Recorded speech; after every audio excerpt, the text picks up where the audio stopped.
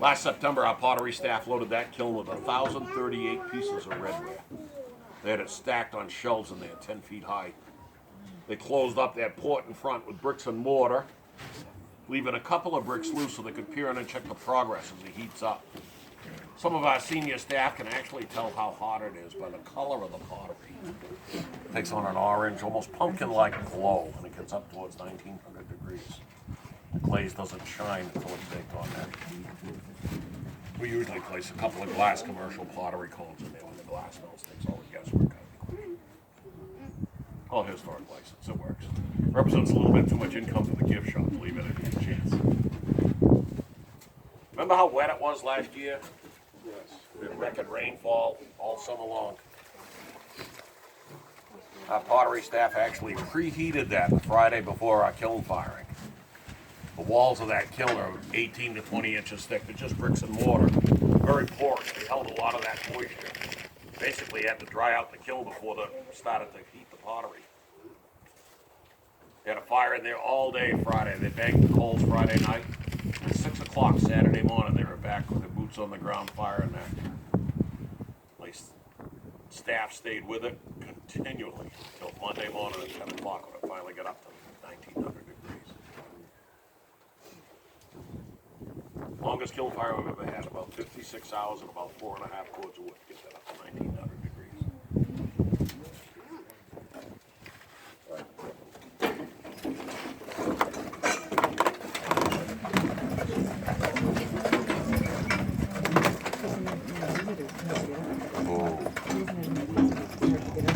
This little device over here to your left is a Pug Mill.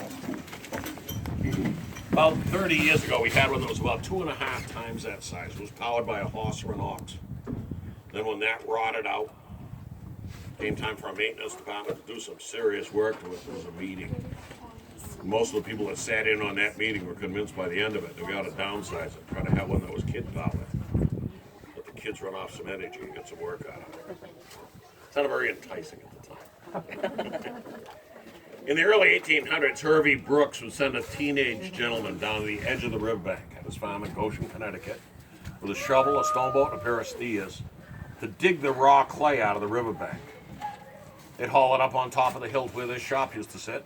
They'd put it in a pug mill, much like that, and they mix it with water. He had a single yoke to fit one of his oxen. They have the ox go around in circles, keep on mixing that, keep on adding water, until it was thoroughly mixed, like a very loose slurry solution. And he'd unhitch the ox, kick him back out into the pasture, and he'd let that sit for a few days. After everything settles out, your stones and your gravel will settle out to the bottom. Above that, you have a layer of usable clay. Your topsoil is much lighter than that, so that rises above that. And of course, you have your grass and your leaves and your dead bumblebees and stuff that'll float through the top. You take that layer of usable clay, you put it downstairs at the shop. You don't touch it again for 6 or 8 years. As time goes by, there's a bacteria that seeps into the clay after you separate it. Makes it more malleable, makes it smoother and easier to work with. Some Japanese cultures that are making fine pottery let it age for generations before they touch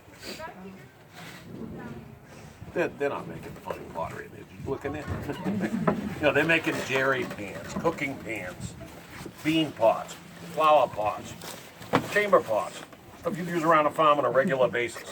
This is your everyday workwear. This isn't your fine china. In the early 1800s, you could buy a redware mug like this from Hervey Brooks, without the lid, without the coffee, for about 6 cents, if you had the money. This is one of the buildings we have that's very well documented. We actually have Hervey's account books. We have his journal. Very few people actually paid him in cash. People would barter goods and services from the neighbors. Well, this will keep my hot beverage hot for a reasonable amount of time. My cold beverage cold, but if I drop it, what happens? Breaks. Then I got to buy another one. That's another 6 cents. If we don't want to spend another 6 cents on something like this, I could go to the tin shop. Did you go there today? Yeah. See any tin mugs? Yeah. Get a tin mug about the same size for 11 or 12 cents. If I drop that, it's not going to break. It'll rust out eventually if I don't take care of it. If I take care of it, it'll probably last my lifetime. store. I pour my hot coffee from the Minor Grand store into a tin mug at lunchtime. End up with a very hot handle with lukewarm coffee. Like most of us carry these. See how this mug is almost black instead of being red like the bricks? In the past, we've seen that maybe 1% of the pots turn black like that. They've always been scoffed up by the staff as collector's items. We all have the red ones.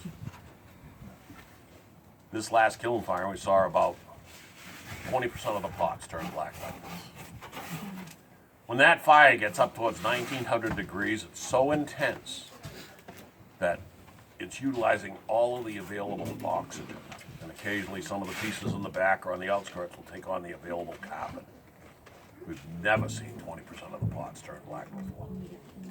Some of these are actually trickling into the gift shop. Something we've never seen before. Just for the record, about 30 years ago, the curatorial department told me I wouldn't have a lid on my coffee mug. This is not historically correct, so hope you don't need therapy.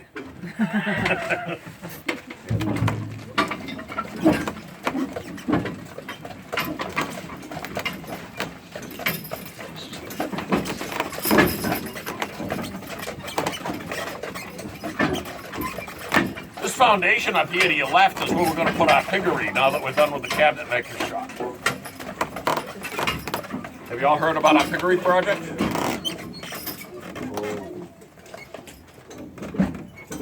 About 6 years ago, the village acquired a piggery, a 2-story building that was used for feeding and caring for litters of pigs. It was owned by John Partridge Allen. He was a farmer right here in Sturbridge. His farm was less than 2 miles from where we're sitting right now. John was Pliny Freeman's neighbor. Pliny Freeman is the gentleman that owned the Freeman Farmhouse, this red farmhouse out here in front of you. Pliny was a full-time farmer, but he was also a carpenter and a housewright. We believe that he helped his good friend and neighbor build this originally, otherwise I'm fairly certain the village would have passed on.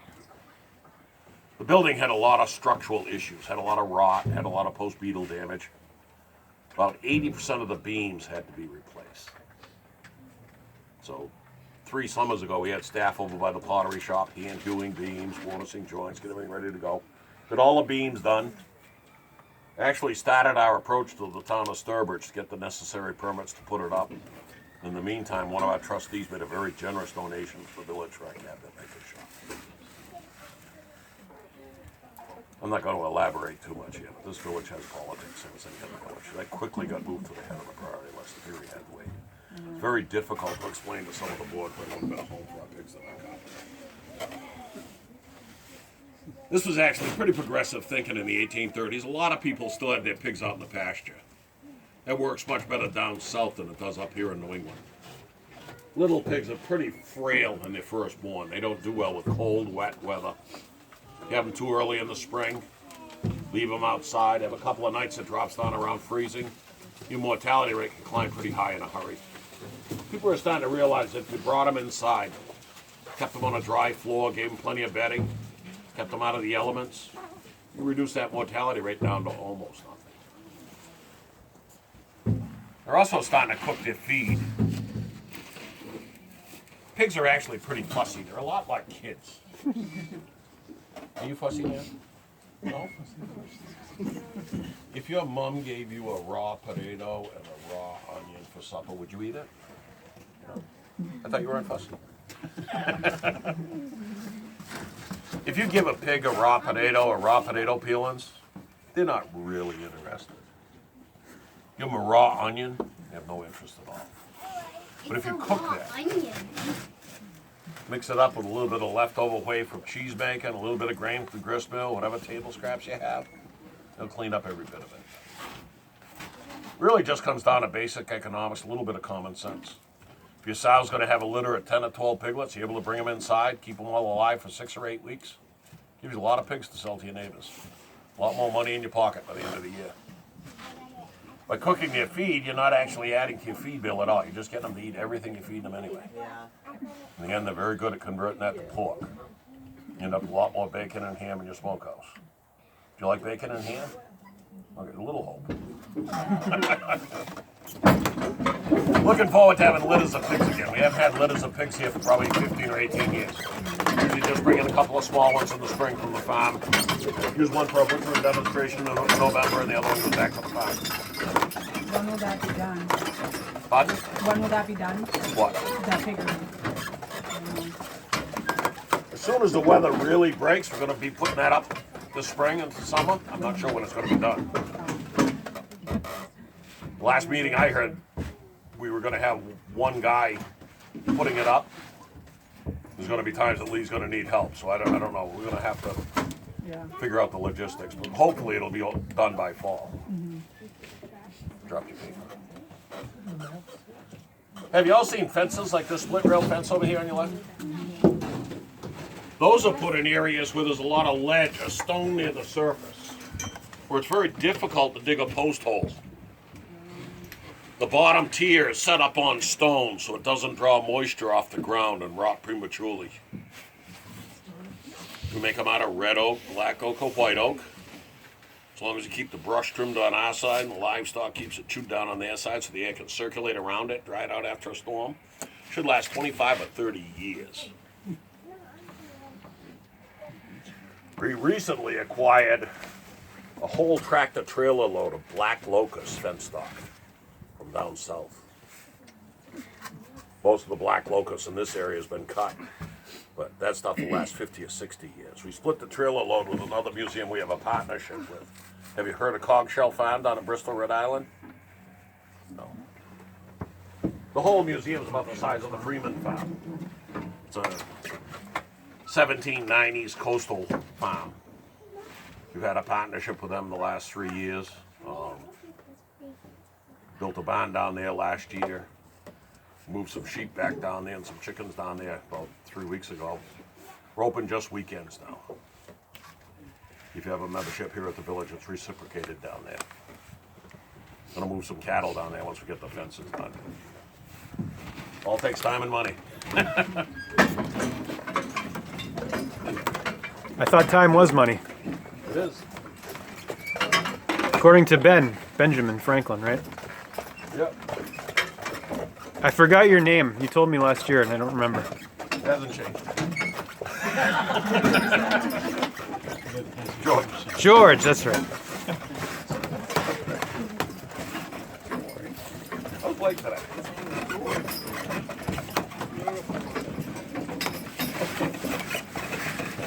This is the Freeman Farm over here to your right. It's a 70-acre traditional New England farm. That red farmhouse was only moved about 1.5 miles from its original site. It was over where Route 84 came through Sturbridge, just off the old Route 15. That brick smokehouse came out of Goshen, Connecticut. The village got that from Isaac Wadham. Isaac got the bricks from Herbie Brooks, filling on that pottery shop over on the hill. Out beyond there on the left, we have a Cooper shop. That was owned by the Nash family up in Waldoboro, Maine. Cooper is a gentleman that makes wooden buckets and barrels. The corn strip came out of Thompson, Connecticut. The big barn out there came out of Charlton, next town, Houston.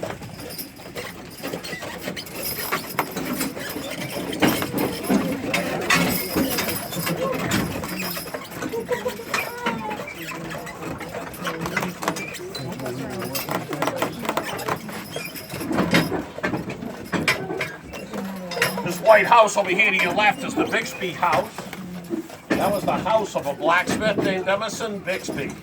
Lived up in Gary, Massachusetts. The stone building off to your right is the blacksmith shop.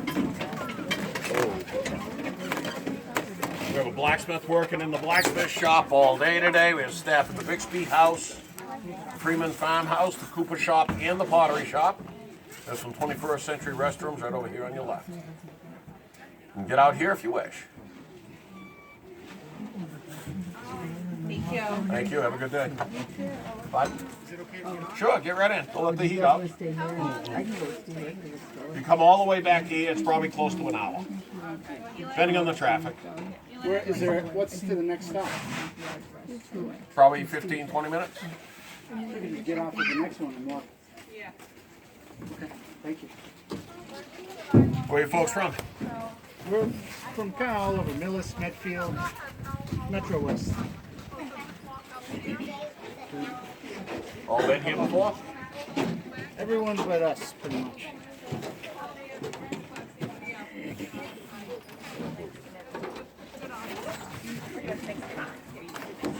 don't know. I'll wait if you guys are. I'll sit.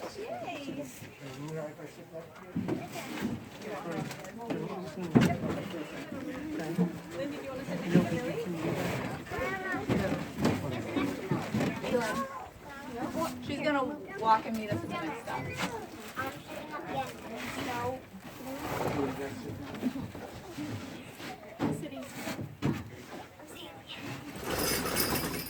Are the horses fine?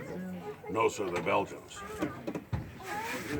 Belgians are the most popular draft horse breed in the market. They outnumber the Clydesdales, Shires, Suffolk Finches, and Bergerons. Grandma's gonna walk the stroller. I've had Belgians for over 50 years. Clydesdales are nice if you want to pull a beer wagon.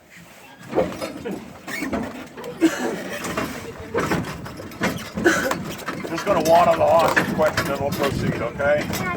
Sure.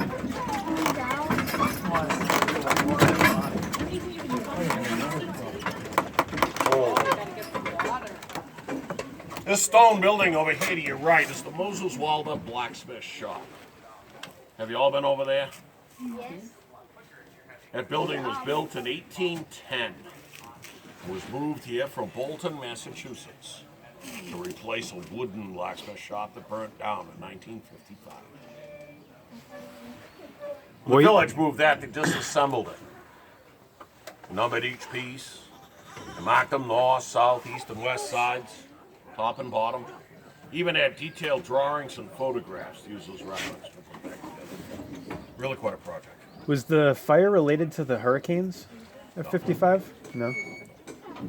Oh, But it was the burnt same year, right? down. Same year, yep. Yeah, that's the Back to the Future year. Yeah, I remember the news release that my father had kept when they got this building, saying that they had finally found a building that wouldn't burn or float. Wow. Reflection of the last year. Yes. There's a bellows inside the blacksmith area, and the person inside of there let me blow the bellows. You let you pump the bellows? Yes. Morning. Pretty cool.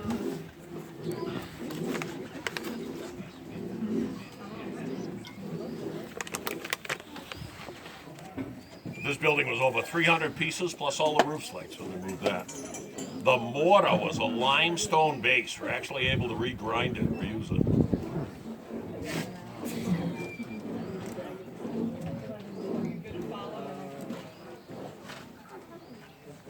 All right, I'd like to thank you for your patience while you offered the team a drink. I'm sure they appreciated that. I'd like to ask again that everybody please remain seated. Were you going to rejoin us, sir? I'm gonna follow, sorry. Okay, watch for your step. Joe, Joe. Joe, buddy. Whoa, whoa, whoa. That's not bad.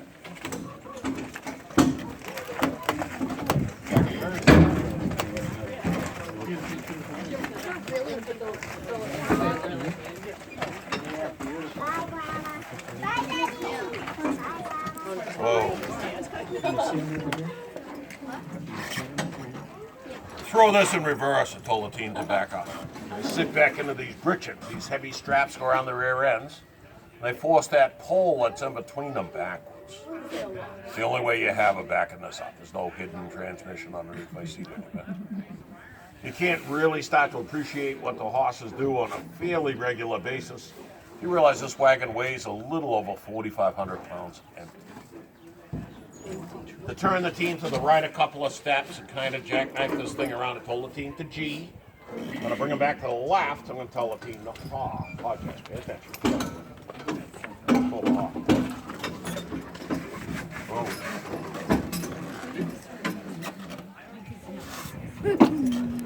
Now, because we're hauling precious cargo here today, we're going to ask the horses to start very carefully. To do that with these two, you use a very low tone of voice, snug up on the reins, and tell them to go ahead and ease back in. These two you can verbally take up on the clutch.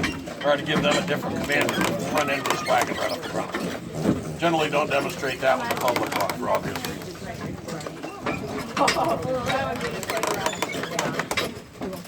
I would be either terrified. This little red building down here to your right is a carding mill. That's where farmers would bring their wool and have it combed out and processed into batting for quilts or rolls for spinning. That's the old Catford Mill, originally from South Waterford, Maine. All the machines in there originally from that building. When the village moved out, we left each of the walls intact and split the roof with the ridge pole. You know when you pull the plug out of your drain, the water swirls in a circular motion? Oh yeah. That tub wheel underneath there works on the same general principle. There's paddles on that wheel. We lift up the gate to the sluway, the water flows in, and as it drops, it turns it. It takes 80 gallons of water a second to bring that up to a little over 1.5 horsepower. That was an important industry. According to the 1830 town census, we had over 4,000 sheep in the town of Sturbridge. Just 1830. You see the metal plaque just to the right-hand side of the handrail over here on the grist mill? See the plaque on the wall? That was the high water mark of the flood of 1955 here at the village. That flood was caused by 2 hurricanes within 6 days of each other, Connie and Diane. Diane took out the dams further on up the Quinnebog River. That's how high the water got, right here. We had over 15 inches of rain right here in Sturbridge. At that time, we had the Freeman Farm house, that red farmhouse up on the lane behind us. We had that over here in the field, just the other side of where that sawmill sits today. Water came right up to the 2nd-story windows of that house. Village lost the original L on that building and one of the barns that went with it. Moved the rest of that up to where it is now in the spring of 1956. That flood changed the face of New England. There's places down towards Winstead, Torrington, Waterbury, Connecticut, where the high water marks are 18 to 20 feet up on buildings downtown. Destroyed the town of Putnam, Connecticut. There was a factory down there that had barrels filled with magnesium. And so when the barrels went over the waterfalls, the best fireworks display you ever saw in your life. Literally lit up the sky about 6 miles from there. After that flood, the Army Corps of Engineers put in a series of dams along the Quinnebog River.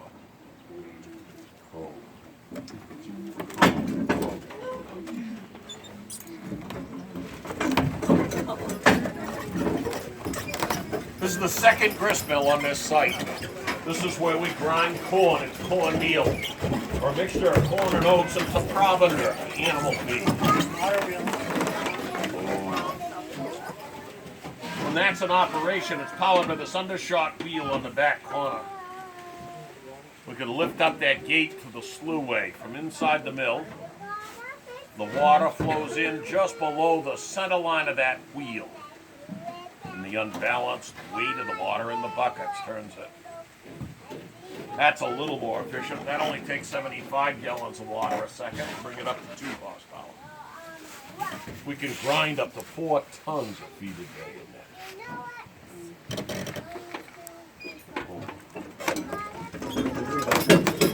The grist mills were the first mills to be regulated by the government. By 1830, you couldn't legally charge any more than 1/16 what somebody brought you to grind as a fee for grinding it.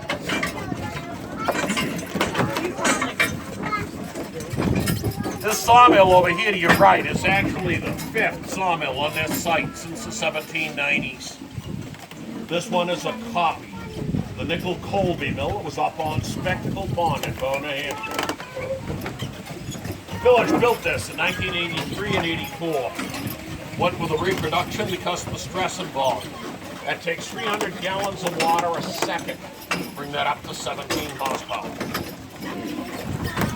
In 1830, there were 13 working sawmills in the town of Sturbridge. None of them ran year-round. They were all used by farmers to supplement their income in late winter and early spring. Plenty of water and not a lot of farm work. 2 grist mills. This mill pond over here to your left, it feeds the carding mill, the grist mill, and the sawmill. Was originally dug out with a pair of oxen and a scoop. And shod shovels, wooden shovels with metal rims on them. Back in the 1790s by a farmer named David White Jr. and his family when they owned the property. He dug that out in order to bring water power to the original sawmill they put on the property shop. When David first dug this out, it was fed by the little brook that comes down out of the woods over by the shoe shop. And after spending his first winter with a sawmill and logs in the yard and not enough water to saw them, he and his sons took on the task of digging through this drumlin, this sandbar, stretched from behind you on the right here, all the way over to behind where we have the Bullard Tavern today. Created this channel in front of you that this covered bridge spans and connected it with the Quinnebog River. That solved its water problems. They certainly knew what hard work was. It was originally a cedar swamp over here where this pond is. They cut off the timber, dug out a center channel down through there that's 10 to 12 feet deep. Put in that dam we just came across, put in the original sawmill. They bought some of the property over on the other side and Route 84 eventually came through Sturbridge. In 1853, David's son put his original grist mill. Same spot we have the Porter Mill out of Hebron, Connecticut over there now. I'm going to be quiet while we enter this covered bridge so you can listen to the horseshoes striking the planks underneath them. Common sound in New England, 1830s.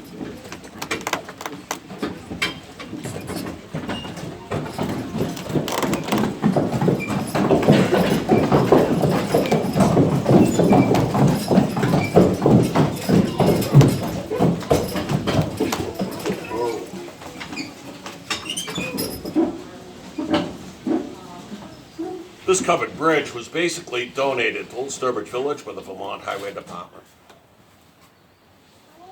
It had been condemned. They wanted to put a steel and concrete bridge, where this one was, over the Stickney Brook in West Dummerston, Vermont. Better suit the truck traffic on Vermont Route 30. The village got wind of it and convinced them to sell this bridge to the village for $1. If the village moved it themselves. Saved the state of Vermont thousands of demolition. The dollar just made it a legal transaction. When the village first brought that down from Vermont, they disassembled it. Loaded everything on 3 flatbed trailers and set it up in that little pinch in the river up there. Oh, right about where those 2 white birches overhang the Quinnebog. The flood of 1955 washed it completely off its abutments. Left it literally floating over here in the mill pond. 12 of the employees were stranded here during that flood. One of them was one of our curators at the time, a fellow named Herb Darby. Another one was one of our directors, Phil Spinney. Those 2 gentlemen saw this bridge when it started to shift off its abutment on one end. They got some ropes. They tied the other end of this bridge to some nearby trees in hopes that they could save it. That's really all that saved that bridge. The village was able to suspend that bridge up on buoys so it wouldn't freeze into the mill pond the next winter. They're actually able to skid it across the ice the next winter in one piece. Set up where it is today in the spring of 1956. You might find it interesting to know that this bridge has outlasted 3 steel and concrete bridges they replaced it with. Not bad for $1. The village was actually able to reopen just 9 days after that flood.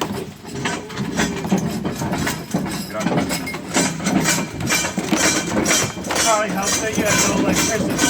What? That probably helps you to have electricity. Unfortunately, we're doing we walk.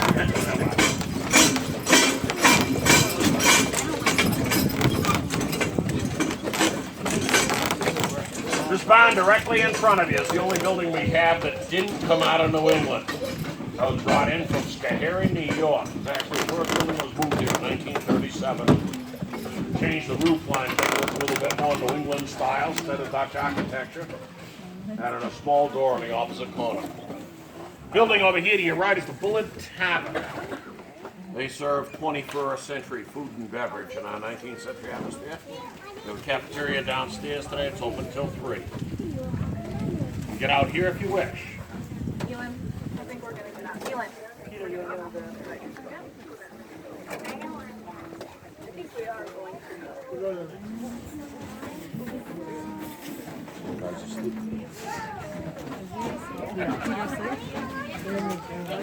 Thank you. Have a good day. So you stop back at the general store? No, just see them. These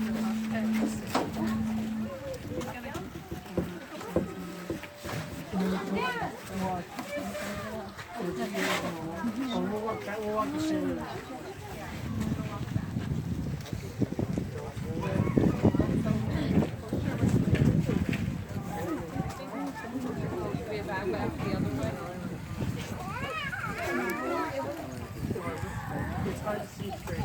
Can I make a suggestion? The other end of that horse is more photogenic.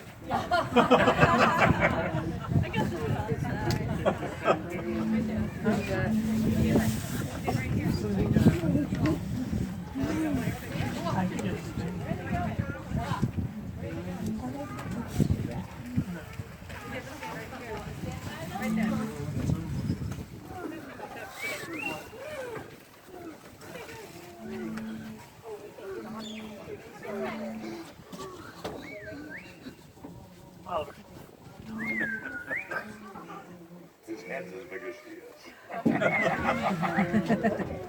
What? The Belgians. Yeah, we're gonna go in the stroller in a minute. These two are Jesse and And Jim. I'll make it so. Jesse's the horse on the left. He's only been in the barn for about a year and a half. He came out of Arcadia, Wisconsin. Jimmy's been in my barn since he was a 2-year-old. He's 12 now. He came out of Osseo, Michigan. So how long have you been here? What time is it now? It's 1955. I've actually had the horses here over 30 years, but I've only been employed since we could go Monday. Yeah. So they were just your horse? Yeah. Okay. Are you serious? A week ago Monday? Yep. And you learned all this stuff in the last week? No, I've had horses here for over 30 years. My father had horses here before that. But what other people did the tours? Pardon? But other people did the tours? Sometimes, but I've had horses here. I did tours myself. Because things have changed a little bit. Wanted to put all of the liability onto them instead of me. So I'm just an employee. I'm a coordinator for the horse program. They still rent me. They don't own me.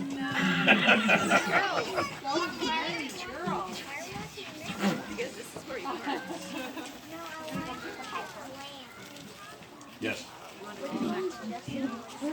Jesse's the little horse over here on the left, and Jim's the other horse.